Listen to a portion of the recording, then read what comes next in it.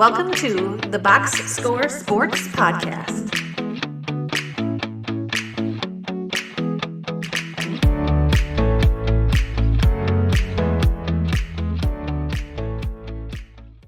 Welcome back, everybody, to the Box Score Sports Podcast. On this YouTube clip, we are going to do our NFL Tuesday takeaways, where I go through every single game and give you one thing or two things that I took away from each and every game. In the comments down below, let me know what you thought of the game that you watched, or your favorite team, or the team you were playing, a takeaway that you had. And subscribe to the channel and like the video. We're going to try to do this in 10 minutes or less. We'll see if I can do it this week. Let's go ahead and start with Thursday night. The LA Rams beat the Minnesota Vikings 30 to 20. The Rams offense is my biggest takeaway. As long as everybody's healthy, that offense is going to be rolling. I actually really like the Vikings defense, and the Rams showed up in a big way, especially Matthew Stafford, 279 yards passing, a touchdown, and an interception. Puka and Kupp combined for over 150 yards and a touchdown. In that division, in the NFC West, the Rams are going to have a shot because of that offense, and none of the other teams are really separating.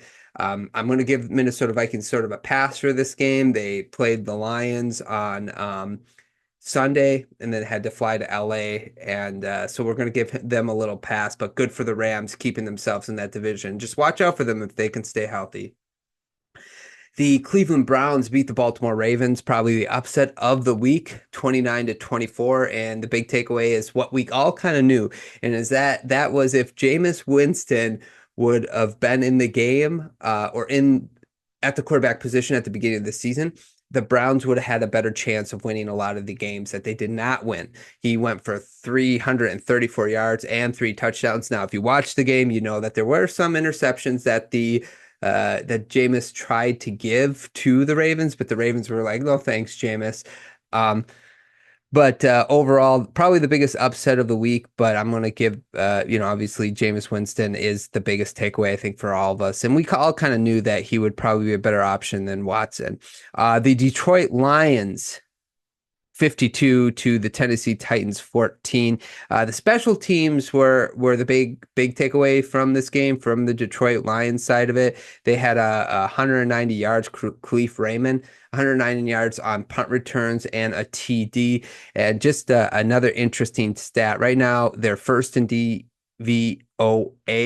The Lions are. They are fourth in offense and third in defense. The Lions are right now one of probably the favorites in the NFC. They still need a pass rush, in my opinion. They got to go and get somebody. We'll see if they do that before the trade deadline, I think next week. The Arizona Cardinals beat the Miami Dolphins 28-27.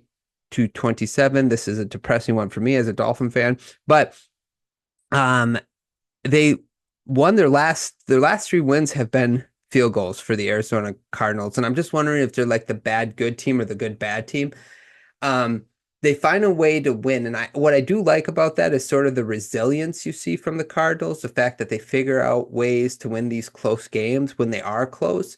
I think that's good, but they still are so Jekyll and Hyde from week to week. It's hard to know what Arizona team you're going to get from week to week, which is sort of perplexing. Now, in the Miami side of the ball, Tua moved the offense, and that's what Dolphin fans like myself wanted.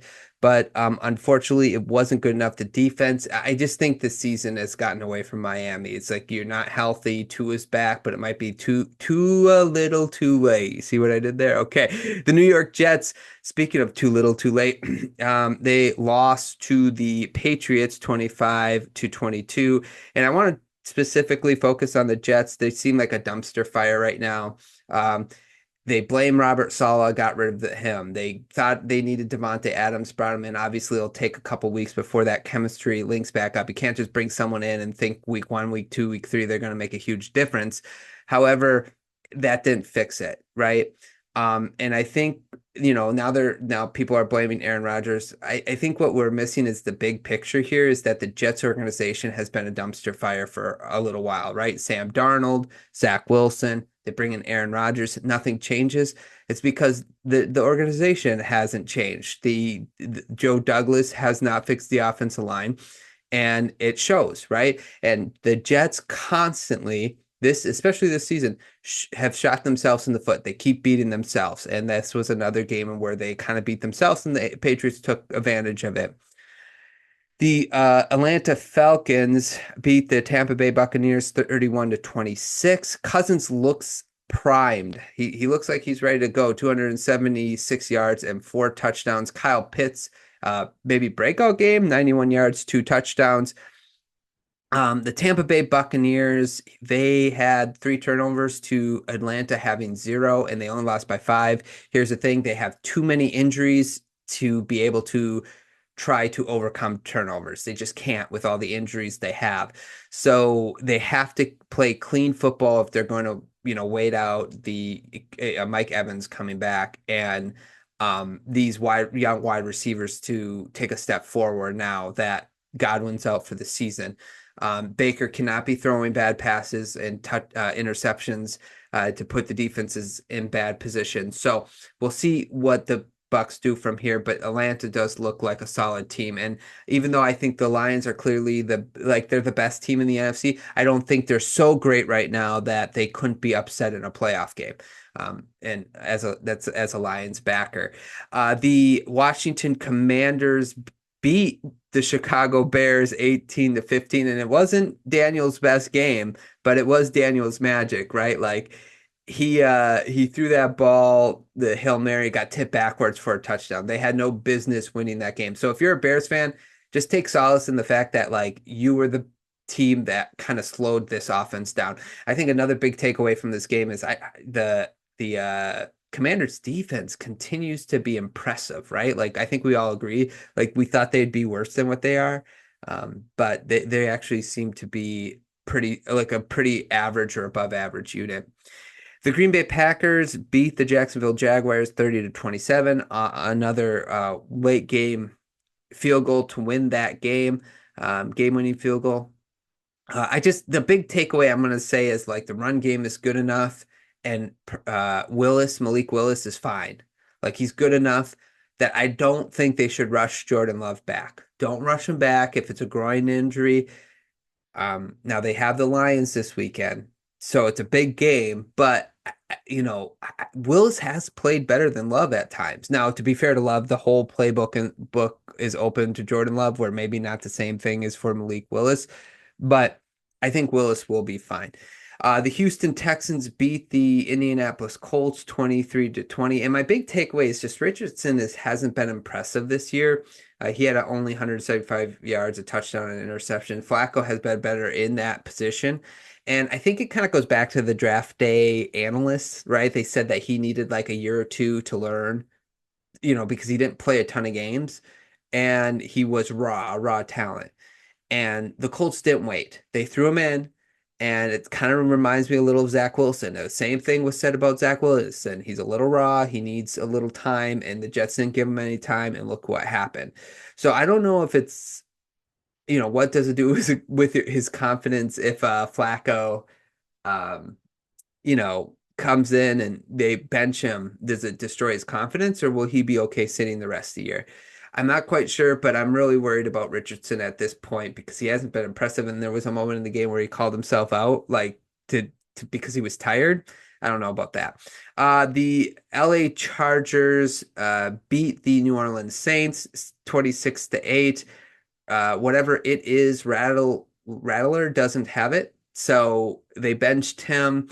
I just don't see it. They really need Derek Carr back. The Saints do. And then the Chargers, it was Herbert's best game. And the defense is still good. Like, I think the Chargers are going to be fine, and they're probably going to make the playoffs because of their defense, and the offense is playing good enough.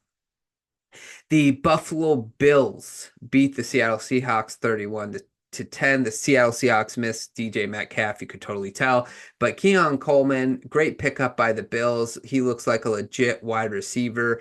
And I think that's very important for Buffalo, who added Amari Cooper now, and they have Kincaid. And Cook, and their running back James Cook. I just think you're starting to see the Bills kind of round into form. The Cincinnati Bengals lose to the Philadelphia Eagles 37-17. The tush push is alive and well, and Hurts had 3 rushing touchdowns in this game. Gesicki seems to be a pretty solid signing. That was something that that was one of my favorite signings of the offseason because I thought that the Bengals would really like Gesicki, but I really don't know where the Bengals defense is this year. Like if you go look at their points, it's like, 37, 38, even games they won, they allowed 38 points, 36 points. It's just like, where is this defense? I think like a year ago, 2 years ago, we're talking about the defensive coordinator, a coaching option. It doesn't seem to be that way right now. The Denver Broncos beat the Carolina Panthers 28-14. Bo Nix continues to get better every week. He just looks good. And against Carolina, that's nothing to, I guess, write home about, but it's still good that Nix is looking better and better, and the defense continues to be good. So Denver's another sneaky kind of playoff team. I'd like to see a little bit more from the run game, but that's something that might come along as the season goes along. Okay, the Kansas City Chiefs beat the Las Vegas Raiders 27-20. Kelsey's best game. It kind of showed that when he has to, he can kind of turn it on. 10 receptions, 90 yards, and a touchdown. And then on the other side, the Raiders, I don't know what to say about the Raiders. They got to blow it up.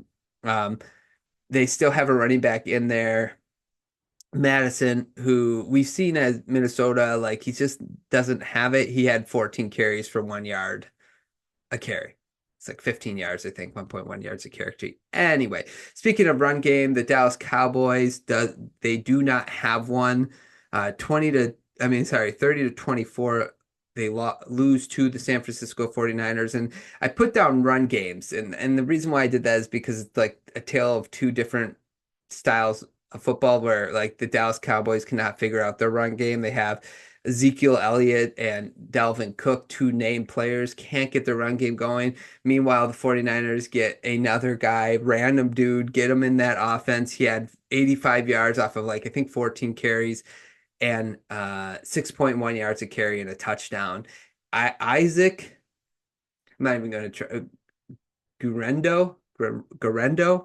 I'm not going to butcher that name. I already did, actually, so my bad. Monday Night Football, the Pittsburgh Steelers beat the New York Giants 26-18. I am on Wilson watch because I'm still holding on to that thinking, that Justin Fields will be a better QB option.